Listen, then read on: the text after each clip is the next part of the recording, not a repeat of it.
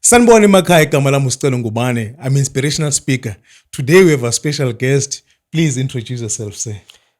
Sanibona emakhaya, igama lami Sfiso wakwaZondo. Kodwa ke abangazi ke njengezinto zakubo Home Affairs bangazi ngumfo kaMnisi. Yes, sir. Ngoba kuma pasi nawo konke ngathatha isibongo sikamama. Kodwa ngiyangithanda abantu bangibize ngoZondo. Okay. Ngokuphuma ke noma kithi ngokuhlala ngila eDavidton. Okay. Ngazalila khona la eDavidton, ngikhula nje ngaphansi kwesandla sika maMnisi. Yes, sir. Ngizalwa futhi laphana ke umfo kaZondo baba. Okay. Nganginodadewethu ke wayengusindi. Usesishile ke kodwa ke emhlabeni. Sikhula nje sibabili. Wow. Sikhulela khona la. Ubaba ke wayeyindoda esebenza engadini. Wazotholela umama umsebenzi. La wayesebenza khona emakhishini. Basebenza endaweni eyiwani. Okay. Sikhula nje ngiqala ukungena isikole, ngingena la endaweni isikole bathi iZamukhanya primary school sila eMandela. Ukunyuka ke lapho ngeze ngayofunda ke phanda imfundo singi high school. Yes, sir. Phanda imfundo secondary school ngaphansi ke kwa principal oseretire ke manje bathi ngibaba uMlotha. Yes, sir. Yeah. Wow. Yeah. You've summed up your introduction very well. Now, the very question I wanted to ask you is, what motivates you? Always, since I've known you as a person always motivated, eager to work, and always a mover and a shaker. Lapho sengifaka no dance. But you also said with Nabamba the starter me, I didn't know about that. Yeah. Tell us about what inspires you.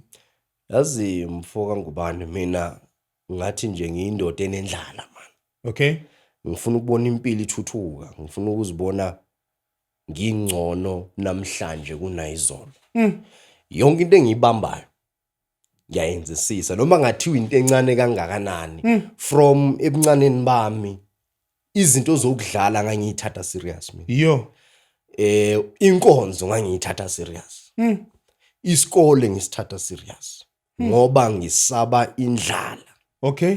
So ekhaya sikhule vele njoba ngeke ngachaza ukuthi abazali bami besebenza omunye engadini omunye emakhishini kuhamba isikhathi emafamini nawo konke, but ngathini besingaphili soft life. Okay. So ngaso sonke isikhathi bekuhlezi kunaleyo ndlala yokuthi noma nisidinga ukuphila kangcono. Ngihlezi ngifisa ukuthi ngihambe nobaba engadini ngiyosebenza ale. Ilanga engingalikhohlwa ngelinye ilanga abantu bafuna umuntu ozomncedisa. Wathatha umunye umngani wami. Umfowethu sasikhula naye kodwa wayemdala wahamba naye ngathi wayangahambi namoto. No, wena ngifuna ukuthi moya emsebenzini ufaka uthayi. Ungene ngo8 ngathi hayi azange understand at the time. At the time, yes. Somehow ukuba sempilweni lapho ufaka uthayi moya emsebenzini ungene ngo8. That was the ideal life eyobe kusho ukuthi ingisizile ukubalekela indlala nomndeni wami. So leyo nto lo yangikhuthaza kakhulu. Kodwa ke sesiyazi ke makhamba isikhathi ukuthi ukungena ngo8 emsebenzini nokufaka uthaya kusho ukuthi usubalekela indlala, kodwa leyo ngqondo leyo yangisiza ukuthi ngizimisele ngaso sonke isikhathi. Wow, you're reminding me of what Martin Luther King says, ukuthi even if you are hired to just sweep, yes, sweep like nobody has ever swept before, so that abantu abadlulayo bathi yey, this guy uyakwazi ukushanyela. Yazi Ngubane ngangisebenza eSwiss la ngase eBinoni. Okay. Ngase station kwakhona iSwiss le wholesaler le. I remember it. Yeah, kwagcwala lapha ngabo December. Ngathi nami ngifuna amatoho ngahamba ngayongena khona eSwiss. Mangifika futhi ngifika njengamanje kuyi Friday. Sigcwele ke sizomarket. Ngifike early lapha. Ngithanda ukufika early ke mina. Ngifika ngihleli lapha ngilinde ukuthi avele lo baba lo ocasha abantu lo yami. Akavela sesigcwele kodwa ke manje. Ungibonile kodwa dala ngifikile. Asijikisa athi no buyani Monday. Monday ngilapha futhi ngi-early. Makavela ufuna abantu abayi3. Athalaza angibona athi boza sondela. Ngangena kanjalo ngangenela ukuphusha amatroli lapha. Ngangiphusha amatroli ngathenga amagrosa bapakishele. Lo msebenzi ngangiwenza ngokuyimisela. Sasihola 30 rand ngelanga. I-taxi bekuyi 16 rand at the time. Yo. I-single ngeBinoni. I mean return. Yeah. At the time. So it means mohola 30 rand, i16 rand usele uhole 14 rand. for ukusebenza iminyoko. But ngangiyimisela kangangokuthi ngiyenza amathip ngalama 2 rand, ama 2 rand ngibuyela endlini no 70 rand. Wow. Daily ngibuyela no 70 rand. Wow. So leyo nto yendlala yokuyimisela into kusho ukuthi engikhula nayo njalo mangibona into engayithandi empilweni yami ngifuna ukusebenza kanzima ukuthi ngiyishintshe. You know, that's very profound because people always underestimate great service. Yokuthi you will always be the only one. If you put your mind to it, you'll always be the only one. Ngangipusha itroli mina ukuthi abantu mabazoshopha laba abajwayele ukushopha regularly bangithalazi bangifuna ukuthi ngizoba like uphi lozosiza. Hayi lezenziwa ngikhohlwa lezana kwangiprophela lokho kakhulu shuthi ngathi ngadevelopa a strong work ethic. Wow. Prior to that ngangishuthi ithombe ngihamba ngebicycle la Davidton bengiyimisela kulo msebenzi ngafakwa enye indoda bathi ngumpayito uye wangifundisa ukushuta ithombe ngangiyimisela ngeza ngathenga ibicycle thenga ama camera ngisebenza nje lo msebenzi lo. So konke ngikuthintayo mina ngiyakubambisisa. Wow. Ngiyakubambisisa and it tends to be gold. Ekuyangisiza. Yes sir. Yonke into engiyithintayo ngomusa kaNkulunkulu vele ikhazimule baba. Ngoba lithi iBhayibheli konke okwenzayo kwenzisise sengazi ukuthi wenzele uNkulunkulu. So whatever I touch mina ngiyaqinisa kuyo baba. Because ngiyasaba ukuba sendlaleni. Wow. Ngiyasaba ngiyithanda nje inhlupheko ngiyinyanya kabi manje. Ngiyinyanya kabi namanje ngisalwa nayo. Now let's get into why you hate poverty. Yini yakubonisa the other side of poverty that you said this thing I hate it with all I have. You see, poverty Ngubane is a state that is very very dehumanizing. Ubuntu bakho yabususa indlala. Biyasuka nje ubuntu uba ngathi awusumuntu. Uma ngabe umuntu ehluphekile kwasa ukuhlonipheka kuncane. Ama options wakho uma uhluphekile mancane. Awukwazi ukwenza into ofuna ukuyenza ngesikhathi ofuna ukuyenza ngaso uma usendlaleni. Ibhlungu indlala baba. Ibhlungu kakhulu. Ngakho ngifuna ukuyibona nje ngiyayilwisa. Ngiyilwisa ngokusebenza, ngiyilwise ngokufunda, yes sir. Ngiyilwise ngokuzama amabhizinisi ukuthi ingabiki indlala eceleni kwami. Ngiyayinyanya indlala. And ngifunda kwabanye abantu futhi. Bengifuna ukuza lapho ukuthi indlala you don't even want it for the next person because you know what it does to a person. Ibhlungu kakhulu ba umuntu ngathi uyadajukelwa nje every time. Wakuzwela abantu. Shameful life. I-confidence ayibi khona ngoba indlala. Kwesinye isikhathi umuntu poverty ucina ukugula. Ngoba i-environment okuya yikho mnandi. Yes sir. So angifu into nje ngimotivate mina every day ukuthi mangivuke ngiyosebenza ngokuyikhandla ukuthi angifuni indlala. So where are you going? What's your ultimate vision of your life? Where do you see yourself and where are you going to say now I have fulfilled my purpose? Nkosi yami mangazibona ngine mall. Wow. To iZondo mall. Ngiyayithanda ke into ze property but okwamanje ngigxile kakhulu kule business lele property but also ngikwi academy. Oh yeah. Ngisebenza kakhulu academy. In fact sengichitha isikhathi siningi kakhulu ngikwi academy over 10 years. Ngikulo mkhakha lo wezemfundo ephakeme. Higher education. Yes. And training. Ngisebenza ku university namanje. Kanti ke lokho ngangena lapho ngoba vele ngithandile imfundo. Kangangokuthi ngomusa kaNkulunkulu ngafunda emabanga phansi, ngaye secondary, ngaye ema university, ngafunda ngeze ngathola iziqu zobudokotela. Sengisho iPhD. Yes sir. Ngayithola. Manje ngilapho ke manje ngisebenza nje kulowo mkhakha loyo. uDr Zondo. Yes sir.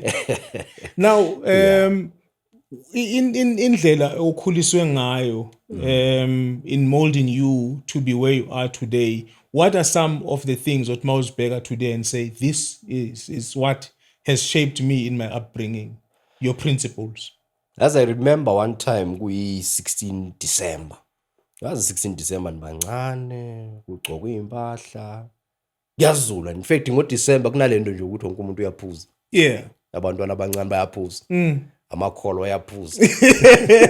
Abantu bathatha ibreak. Yeah. Ekhaya ke kwaku strict kakhulu. umama nje wayengazwana. Umama beka strict. Waye strict umama ngendlela eyisimanga. Such that ngikhumbula one day ngalezo yi16 lezo kufika abanye abangani bami bathi bazongivakashela. Angikhiyela i-security door. Ngisendlini ngo6 ikhiwe i-security door. Bangani bami bathi bayangizwela mani bangidabukela ukuthi hey bayivalele le. Uri line strict kakhulu. Beza ke bazongibona. Bathi hayi khulumani naye lapha i-security door. Ungavula lo mnyango. Awuphumi. Ubebaxabula yini? Induku nje sasithola mina uDadewethu ekhaya. Madoda. Afike besishaywa thina. Hayi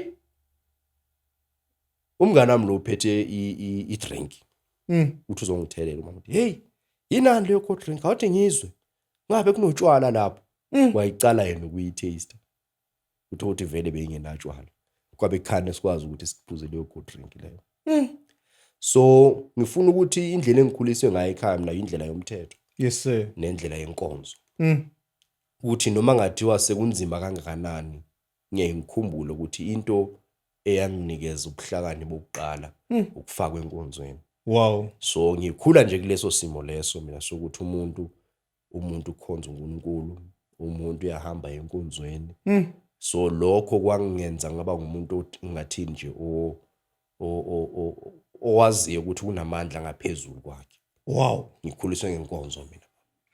I read a quote, thanks for that, because they say a person can live 40 days without food, 4 days without water, but only 4 seconds without hope.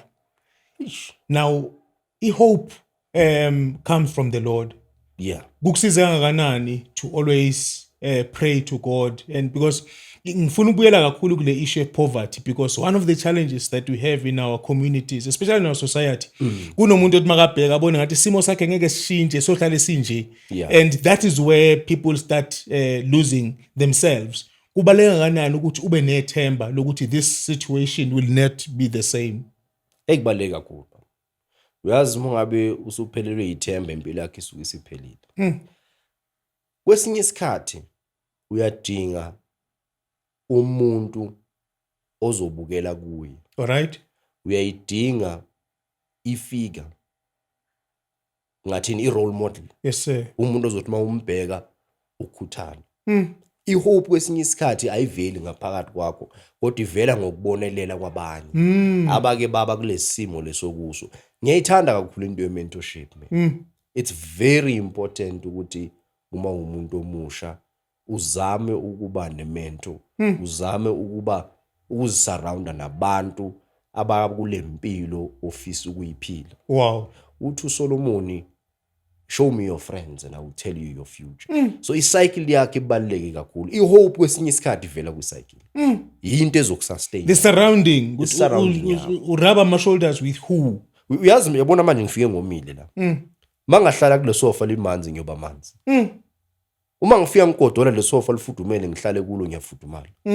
So i-surrounding yakho, i-environment yakho is very very important. I-hope ngiyakholwa ukuthi kwesinye isikhathi ivela kwi-environment.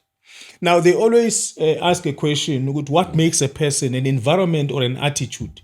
Ukuthi somebody might look at themselves and say because ngifundele okushini it means now I cannot be able to find myself sengudokotela and all of that.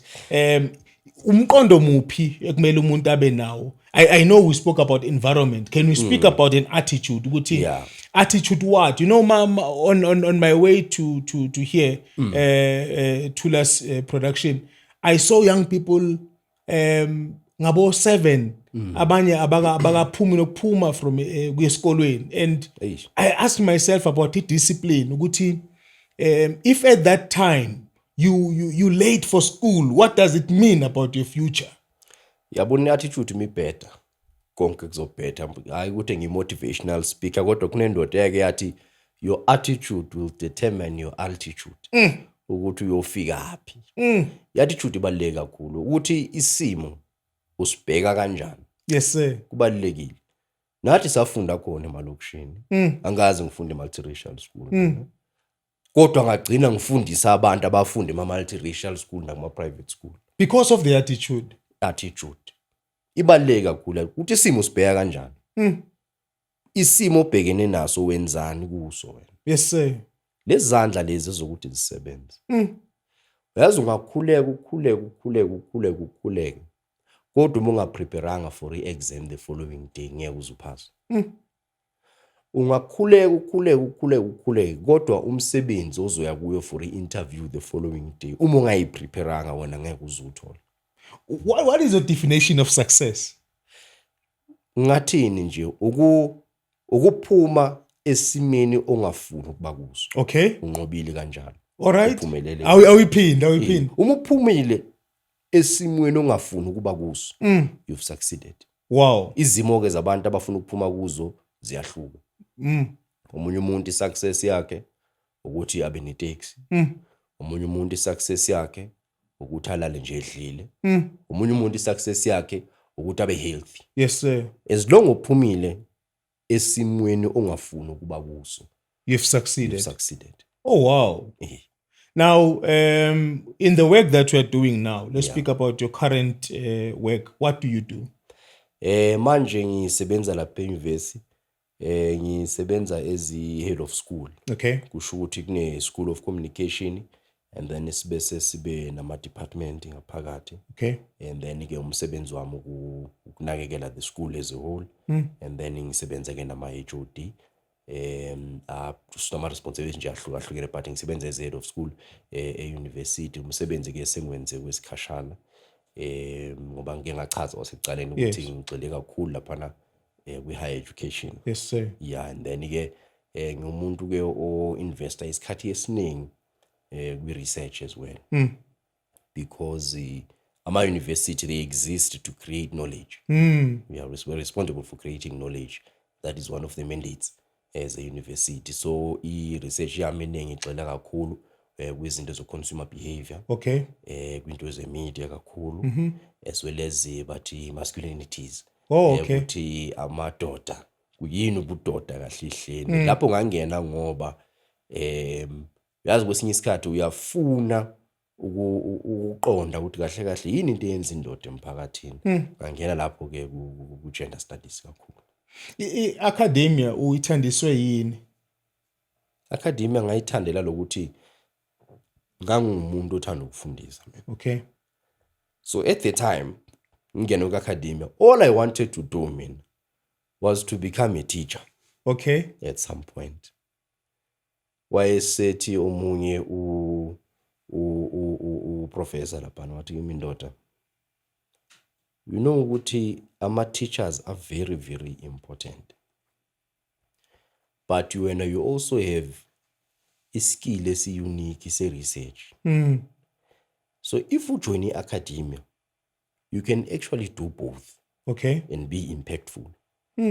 So uzokwazi ukuthi ufundise, uzokwazi ukuthi wenze ne-research, ucontribute to the creation of knowledge. Wow. Ngakwenza ke lokho for isikhathi ngeze ngadlula ke ngagcina ngingasafundisi because kuba nezinye izinto o develop ama interest kuzo yabona into research kakhulu, i-program design yaso ngangena kanjalo, but ngangingumuntu othanda ukufundisa abantu.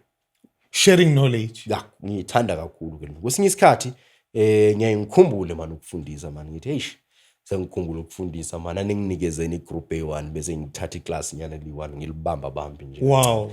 Ngiphinde bese ngiyadeda. Ngoba ngiyithanda lento interact nabantu abasha kakhulu.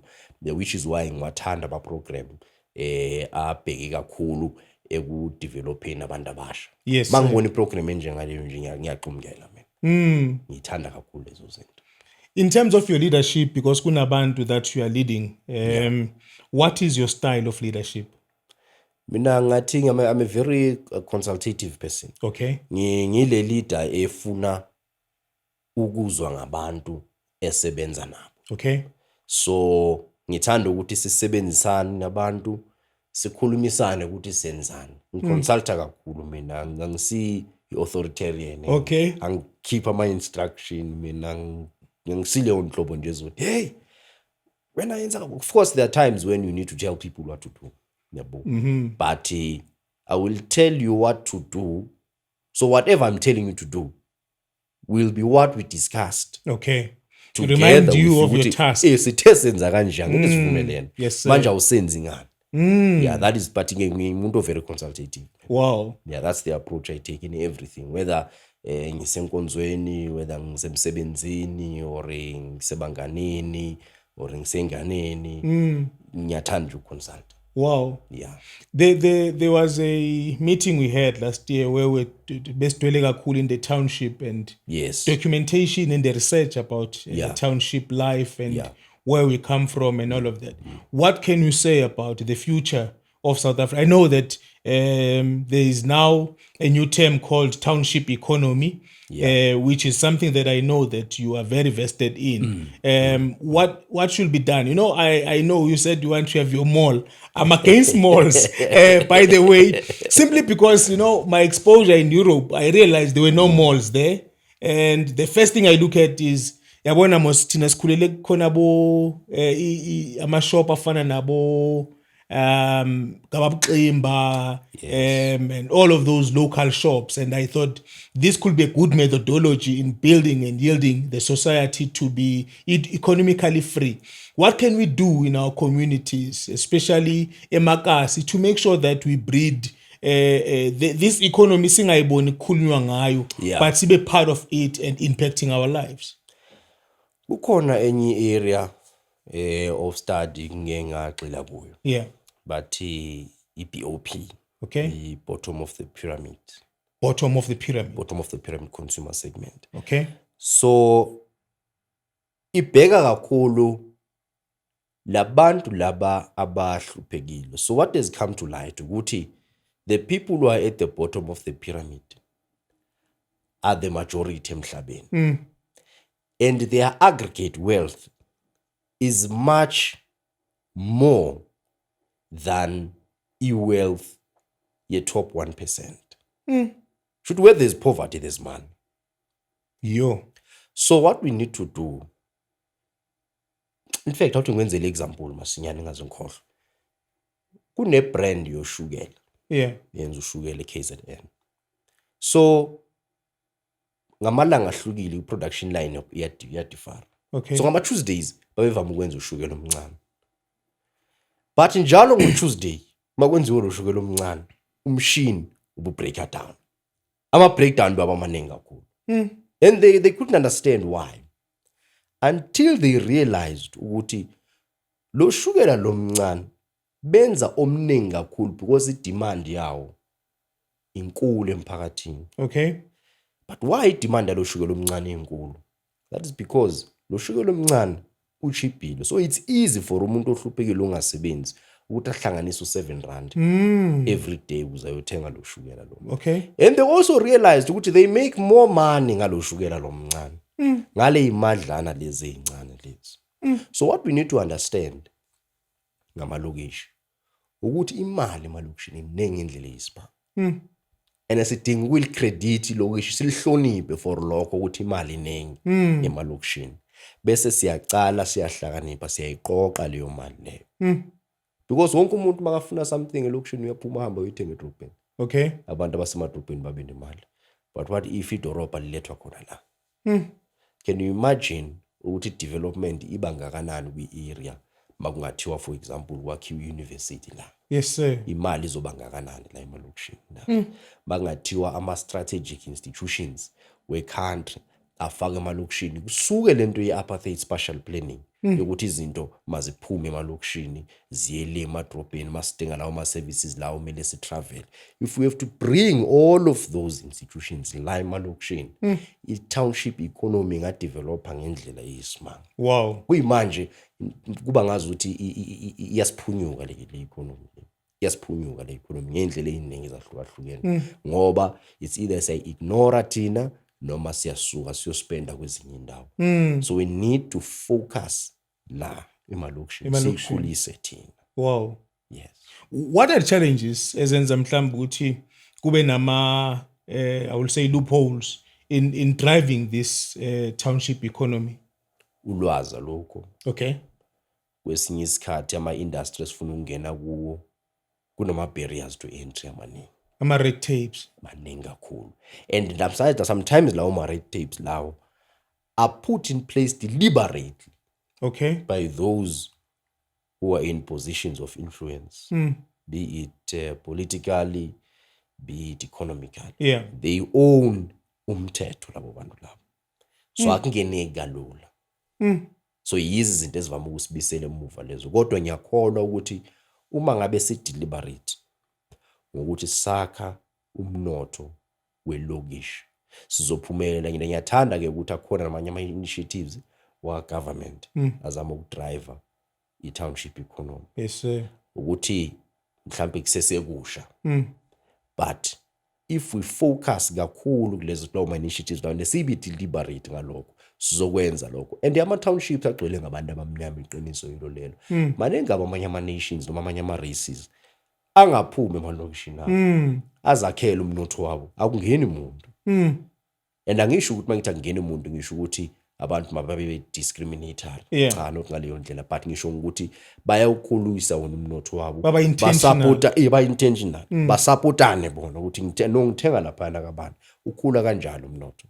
I know because majority of us sithenga ikhekhe lase Actonville. Mawulapha around, you realize labantu laba bayathengelana. Exactly. Community one. I know our producer doesn't like me when I use this word, ukuthi bayakhisana. They're building one another. Yini inkinga yethu ukuthi singakhisani? Is it because of what apartheid did? Because while I Davidton, you know that there is always these areas to Sfiso Zondo and all of that. Yes. Are we still struggling from that in terms of the psychological impact of that? Uyazi kunenye indoda iyayibhala incwadi.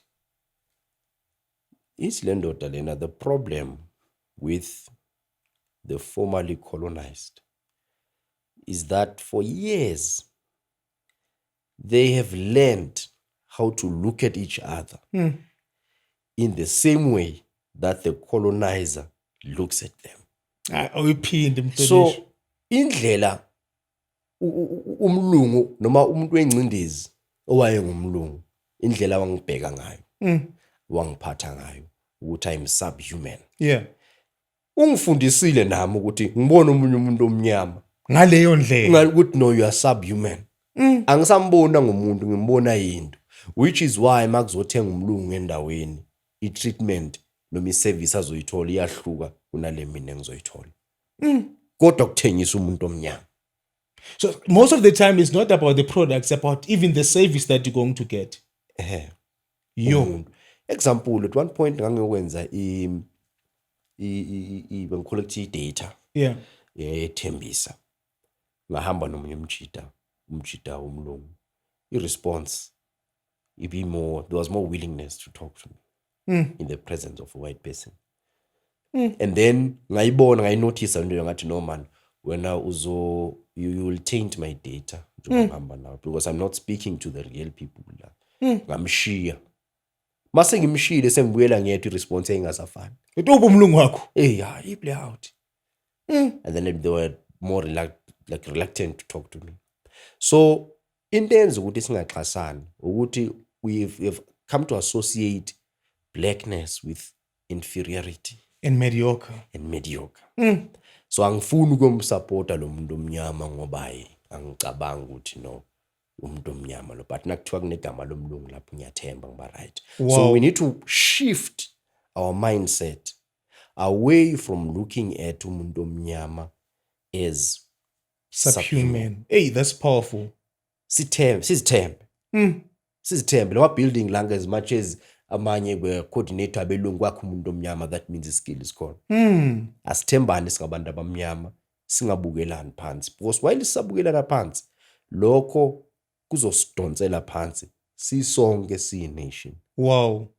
Ngiyahamba ngiyothenga impahla yegama lomuntu engingamazi, kodwa ngifuna ukuthenga impahla yomuntu onegama engimaziyo. So kufuna ukuthi sifunde ukuxhasana.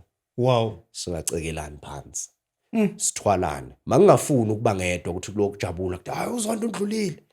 Hayi inja leya. Nomunye makafuna ukwenza into leyo mangimsiza. Asibeni izinja sonke. Nomunye makafuna ukuthola i-PhD. Mangimxhasa. Mangingafuni kwenziwa nje yedwa. So because mangabe ngisize lo ehamba usiza lo yena lo yami i-network, i-web, Wow. development. So we need to create those webs of development. Wow. Ungafuni ukuba ngedwa. Dr. Zondo, what could be your last words in encouraging somebody who's watching and saying, I want to start? I know that uyiqale kamnandi that you ungikhumbuzele ngoma ethandwa kakhulu kupolitiki that my mother was a kitchen girl and my father was a garden boy. Yeah.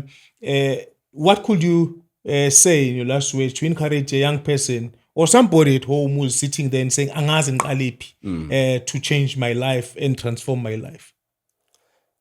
Understand ukuthi ufunani. Okay.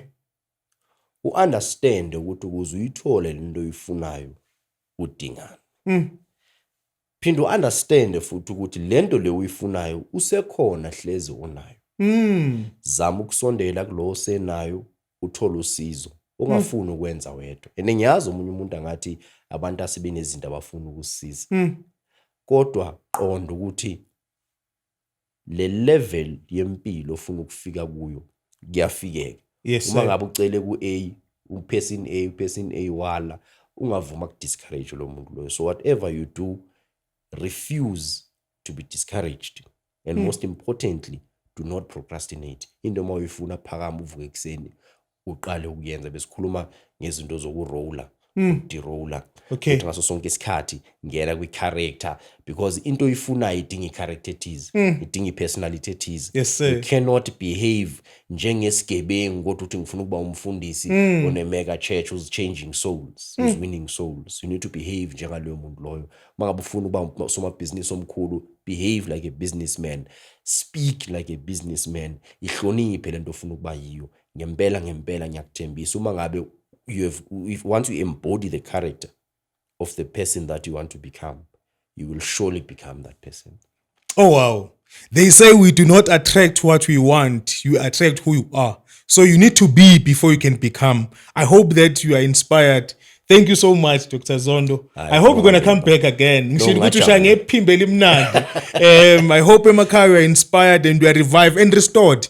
Qala ngento ezincane uma bekuthiwa ecompany iphusha itroli iphushe kube ngathi uwe kuphela okwazi ukuphusha itroli futhi mangabe ile yase angeke ngasho ibrand eyicishe ngasho igama labantu mangabe ileyo uzuyifake neoil ngoba manje angisha nokujika angakwazi ukuhamba kahle so that you can excel in whatever thing that you are given. May God be with you and may God bless you. Thank you so much.